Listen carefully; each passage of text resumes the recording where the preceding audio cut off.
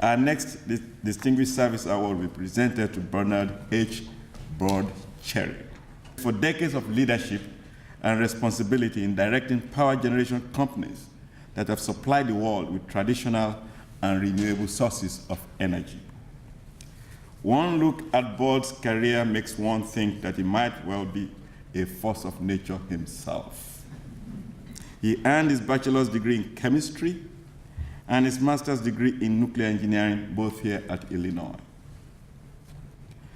Then he focused his talents on the energy industry, working his way to top leadership positions in major energy firms, where he led expansions, reorganizations, and turnarounds. Oxbow Group, Foster Wheeler Limited, Northern Power Systems, and General Public Utilities Corporation are just a few of the companies that benefited from his vision and leadership. He is credited with leading the successful recapitalization of distributed energy systems and Northern Power Systems, which designs and supplies advanced technology wind turbines. Bud is probably well known in energy circles for leading the TMI-2 cleanup program, which the National Society of Professional Engineers named as the top engineering achievement in the United States in 1991. TMI-2 was the $1 billion cleanup of the damaged nuclear reactor system at the Three Mile Island Unit 2, a cleanup operation that took nearly 12 years to complete. Bud's career spans all the energy sources. Early on, it was coal, natural gas, and nuclear energy. And today, it is renewable green energy sources, and such as hydroelectricity, wind energy, and solar power. He is the CEO of Eagle Creek Renewable Energy, which provides clean energy to North American electricity consumers, and founder and chair of Energy 5.0 LLC, which develops complex renewable energy production facilities. Bud is a strong and active supporter of the College of Engineering at Illinois and the Department of Nuclear, Plasma, and Radiological Engineering in particular. He served on the MPRE Alumni and Industry Advisory Board for 11 years and as an expert panelist for the Higazen Forum on Entrepreneurship in Engineering. He and his wife, Ray, who is here today, are President's Council members of the University of Illinois Foundation. Ray and son, Zachary, are here today to join in these celebrations. Please, can Bud come to the stage?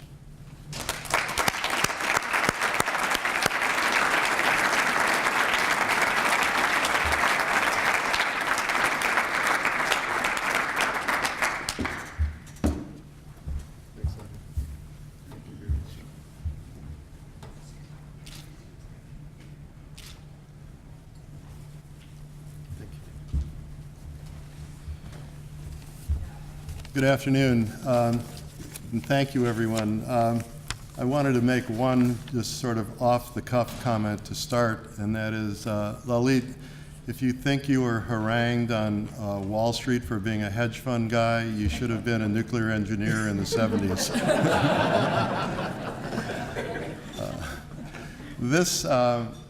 This weekend has been an extraordinary weekend for me. I haven't been back to the University of Illinois campus for about 15 years, and before that, quite a number of years before. I was in the class of 1963, getting my master's degree in nuclear engineering at that time. And that 49 years has gone very, very fast. It's full of memories. It doesn't seem like quite as long as it has been.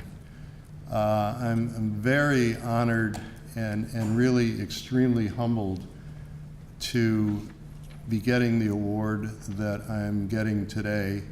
And I must say that it's, aside from the diplomas which I received from the University of Illinois, This award is the second most important thing that I've gotten from the university. The first most important thing is my wife, Ray.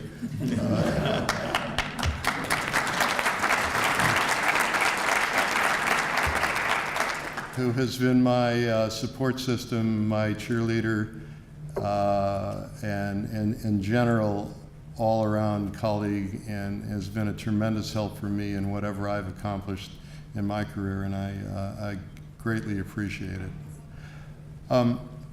The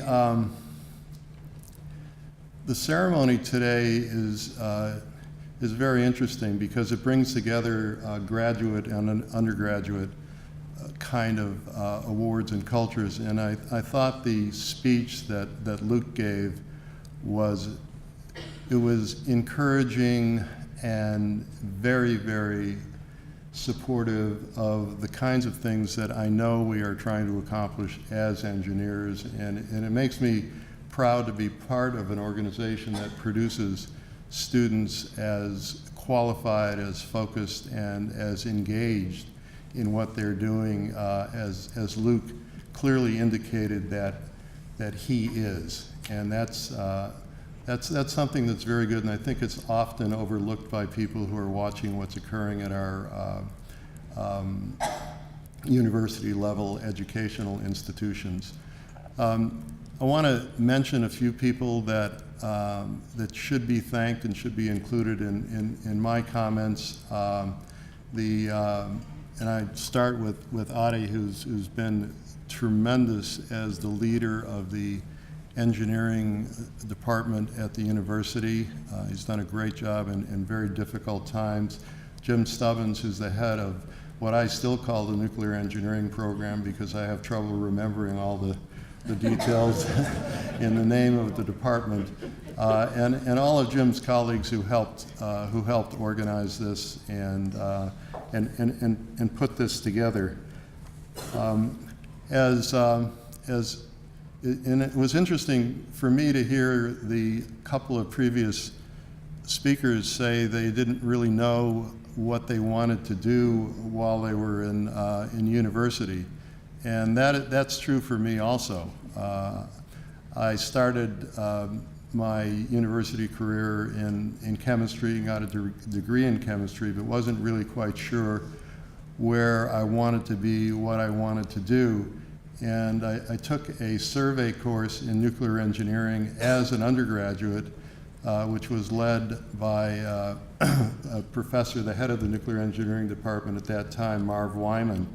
And Marv made the nuclear engineering program sound so interesting and so challenging and so exciting that I decided that would really be something that would be terrific to get into. And Marv has passed away, but he should be appreciated and recognized as someone who attracted a lot of very, very good people to go into the nuclear engineering program, and his legacy is being continued by the folks who are presently responsible for that nuclear engineering program.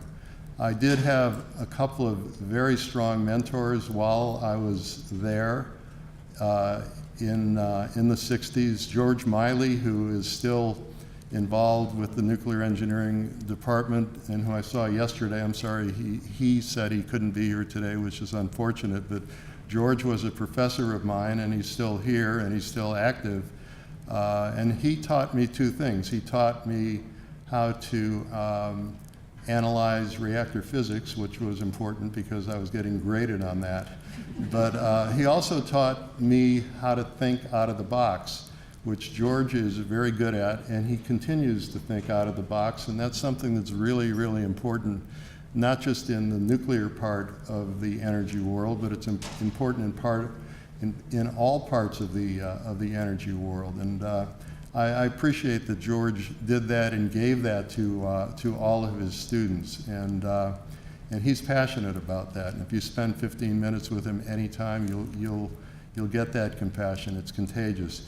The other person that I remember very well during my tenure in the nuclear engineering program was Dan Hang, who at that time was responsible for the operations at the Triga reactor, which one of my co-honorees is in the process of helping remove from the campus, which is somewhat unfortunate because those of us who ran that Triga reactor knew that that Triga reactor was very hard to keep running. And what Dan taught me was that you could sit there and be very still and not breathe and not blink and not snap your fingers or anything, and the reactor would stay up and online, but if you did any of the other things, it would crash.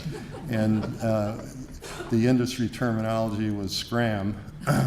And there was a penalty of at that time, I think it was a case of beer for anyone who was at the control panel and caused the reactor to scram. And I contributed more than my fair share of beer to the program.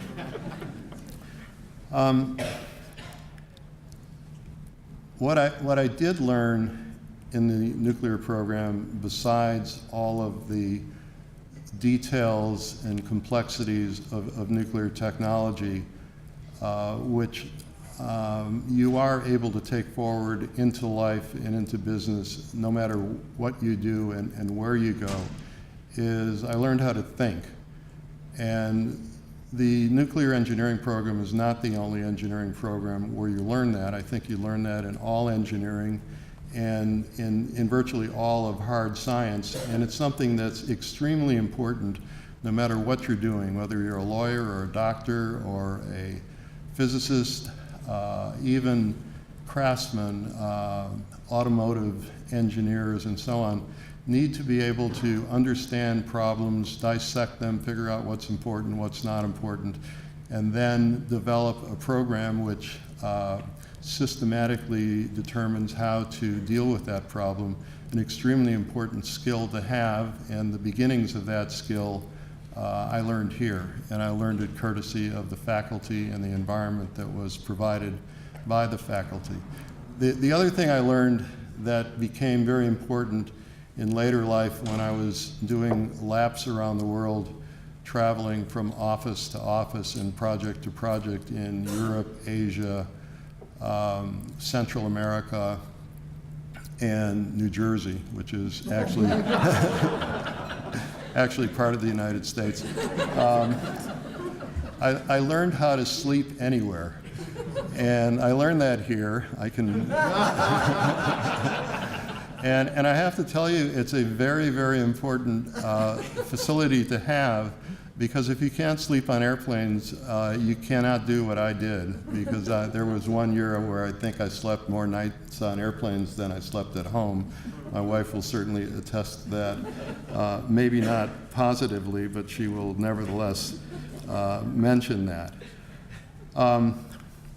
So I moved on into the world of nuclear engineering, and I learned the craft of nuclear engineering at a small company called United Nuclear Corporation, where we manufactured replacement fuel for nuclear submarines, and we also manufactured replacement fuel for commercial power reactors.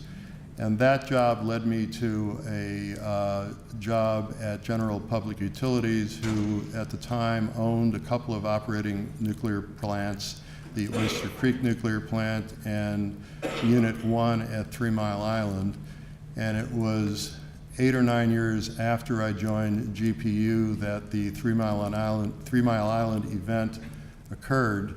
And I happened to be the only officer of the company at that time that was on watch in the corporate headquarters, and that was quite a day. And I mentioned to some of the people in the nuclear engineering program that it's one of those days where you remember everything that happened from the time you arrived at the office until the time you went home at night. That was a life-changing event for me in several ways. It allowed me to utilize and recognize skills that I never knew that I had. Crisis management, entrepreneurial thought, and methods of solving problems that were completely alien to me in my job as a planning executive for a large electric utility.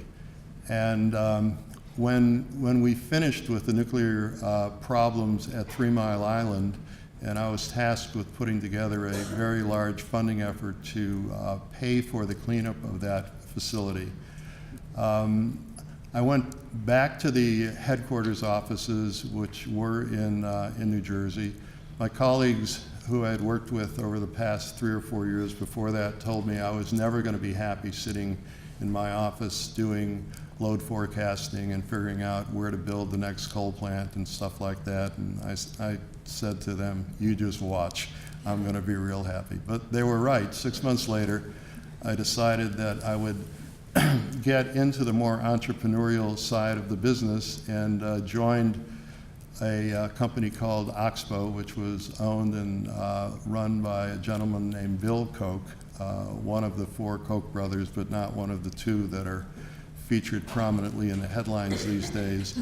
And Bill gave me the opportunity to build multiple different technology power plants, from geothermal to coal, and to look at all ranges of business opportunities, including coal mining, coal trading, natural gas exploration, drilling for geothermal steam, just a complete spectrum of things that are involved in the energy business. And that was terrific and fun. I was convinced to leave there to take over a large division of Foster Wheeler Corporation as a CEO of a group engaged in trying to turn around the O-line boiler company, which was failing. We did successfully make the diving catch, and I then flunked retirement badly. I think I managed to spend 3 or 4 months on the sidelines, and then had to get back in the game. I just couldn't sit on the sidelines and watch things happen and not be involved. Well, since then, I've been working primarily in renewables, in solar and wind, and right now running a company that's engaged in hydroelectric generation, which is lots of fun. It's very clean, and it brings together a lot of the things that we learned over the years, both at the university and in business. So I have had a very full career, as Adi has said, and the start of it and the fundamental tools that allowed me to succeed to the degree I have succeeded really came from my time at the University of Illinois.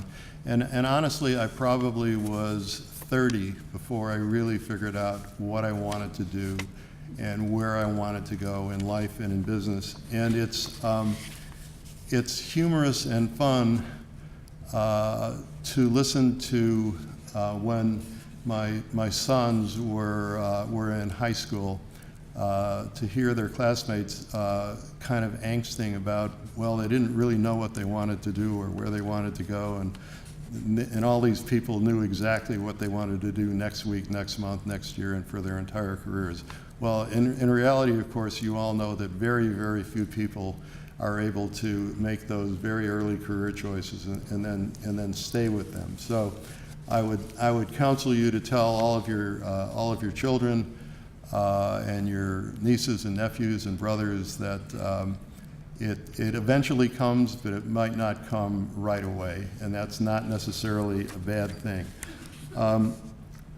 I just want to leave you with a couple of thoughts that came to me when I was thinking about what are the important aspects of being successful in anything, and they're really simple and straightforward. The most simple and the most straightforward is you have to work hard and you have to work smart. But beyond that, you have to be flexible. You have to look at opportunities as they come and evaluate the opportunities. And if something comes along that looks better than what you're doing, you have to go for it, because you never want to be in a position of doing the what if I did that kind of game. The other thing that is, to me, very, very important is you have to have fun. You have to enjoy what you're doing. If you want to succeed, you have to enjoy it. You have to have fun. And then the final thing that I found in my career is part of the fun and part of the incentive to keep working and to keep going in business is that you need to be in an environment where you can always keep learning.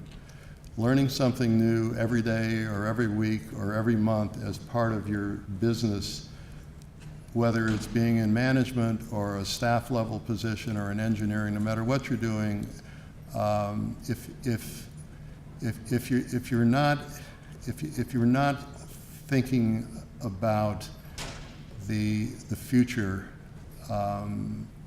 it's not really a good thing, and you really need to kind of revisit how you're going at it and how you're going about it. Anyway, thank you very much, Adi. Thanks everyone for all of the help and support, and thank you for being here and allowing me to be here with you.